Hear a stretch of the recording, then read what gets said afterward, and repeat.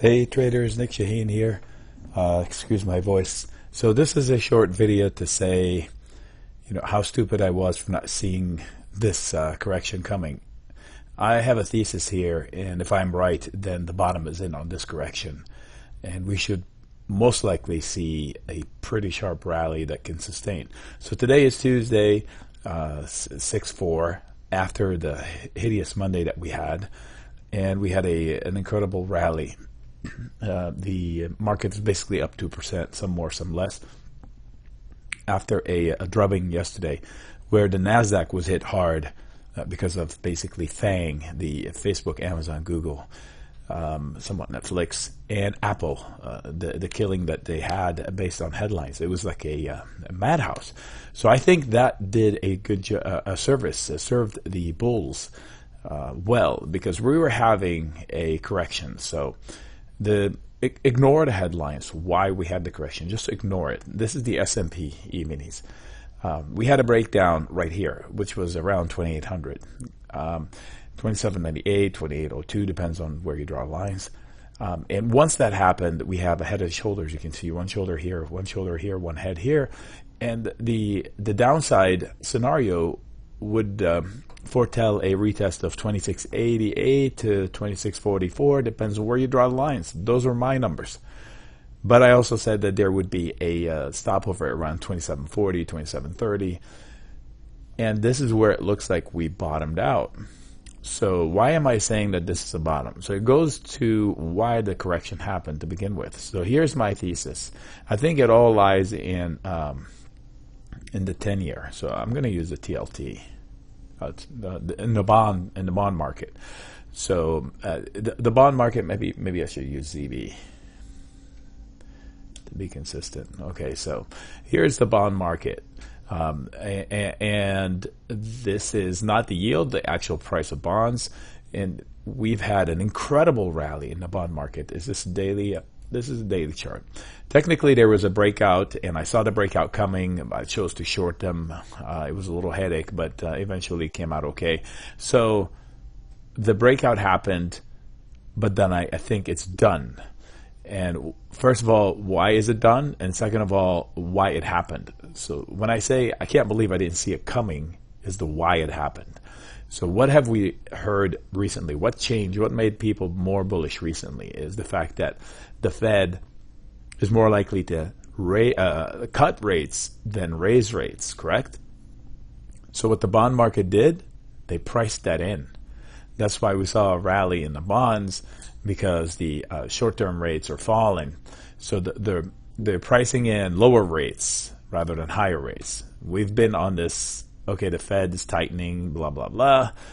And then they're not tightening a lot. They stopped. But now the story changed to they're cutting. So the bond market can't stay to where it was from they're not cutting or raising. Now it has to price it in. So rates fall, prices for bonds rise. And that's where you saw. And I'll tell you why it's done. Again, this is my thesis. A, why? And B, why is it done? I'm going to switch to a 5-year chart. So now we're switching to a weekly candle. And let me see here. Where's the important point? 2016. There we go.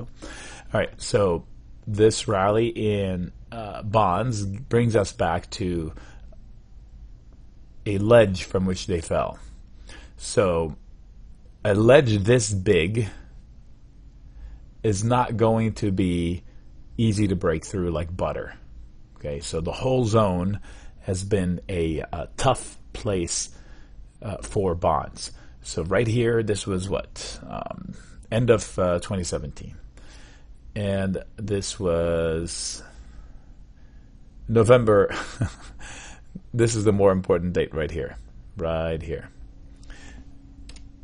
This was November of 2016. So that should kind of ring a bell for as far as what happened then. This was the Trump rally. And I say rally because that's, stocks and bonds tend to move in opposite directions, right? Because they replace each other. I can either invest in stocks or bonds. So you can see stocks rally. as bonds fall and vice versa. So the fact that bonds just rallied, we could have seen coming, but I missed it. They were pricing in the rate cut possibility from the Fed. And the fact that they're going to stop right here-ish is what I'm telling myself, that this is my thesis, that the bulls are going to get back in control of the stock market. Now, we still have the mess to deal with, the Mexico headline that's up in a few days, the Chinese headlines. But I think the Chinese headline is already built in. The Mexico headlines, the way GM is acting today, GM was up 5-6% and it wouldn't let up. It's like somebody knows that the Mexico thing is not going to happen. Otherwise, GM was hit hard. So it fell. It's now above where it fell from on the headline. So, it is, again, my thesis, so take it with a grain of salt, that I think we've seen the end of this correction, and I think we could have seen the correction coming. I did see the levels, and I was ready from the level perspective, but I should have seen the thesis of it. Now, I could be proven wrong. We had a bounce before, so we do have a descending trend line going on here. I'm going to show you a visual descending channel, I meant to say here, that is still not broken. So one can argue that, hey, buddy, don't tell me it's done until you see a break of this lower high descending trend line. So I'm going to bring in the we had a freak out in the fact that, oh my gosh, we have the yield curve inversion. A few days ago, CNBC freaked everybody out because they put out a headline, the yield curve has inverted, which was false. They defined the yield curve forever as the 10s to 2s, which is what we're looking at here. 10-year yield divided by the 2-year yield.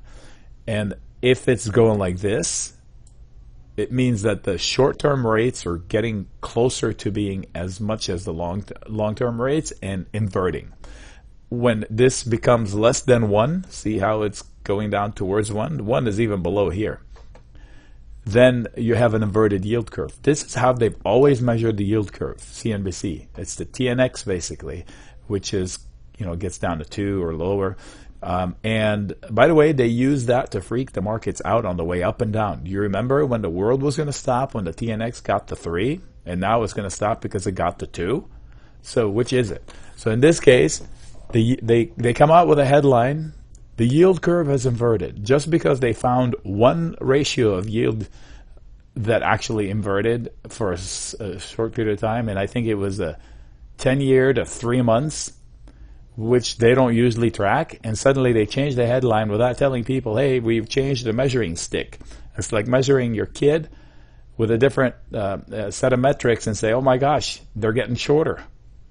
No, you just switched from centimeters to inches. So now you just have a fewer units of it.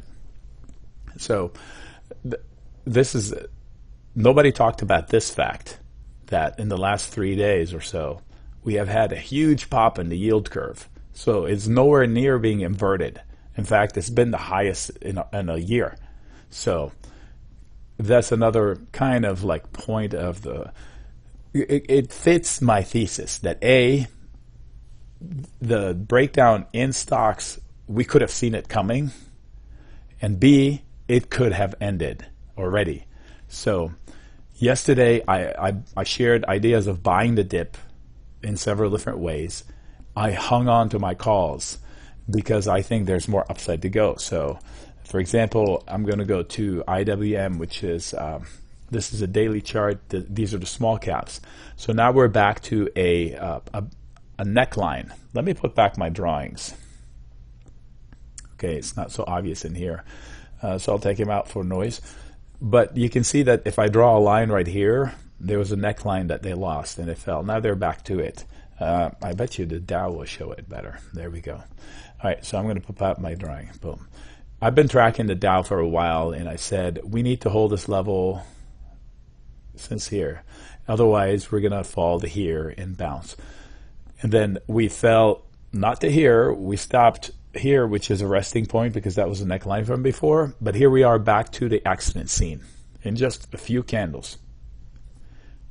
And I think there's a good chance we're done with this. Now the Dow has Boeing in it and all of that. So if I put the SPY here, same deal. The SPY, I said, as soon as we lose this level, we're going to come down to here in two ways. And I drew this line ahead of time, and look how perfectly it played out. So now we're back to the neckline. Now what?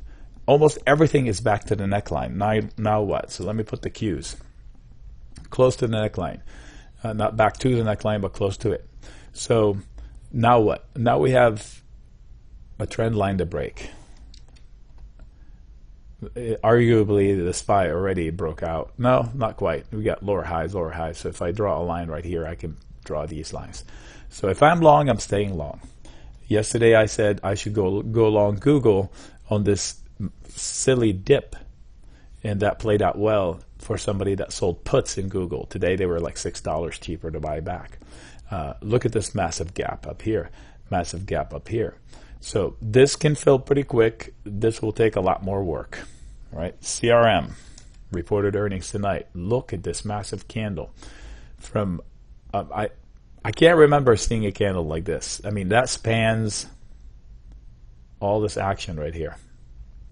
Neckline, it's above the neckline. Reported earnings so far, the street loves what they're seeing, so hopefully that holds into the opening tomorrow. All right, I'm losing my voice. The point is, this correction in the S&P may be over. So perfect. This is the SPX. Look how clean that look is. I drew that and drew the downside potential. This is a natural place to stop.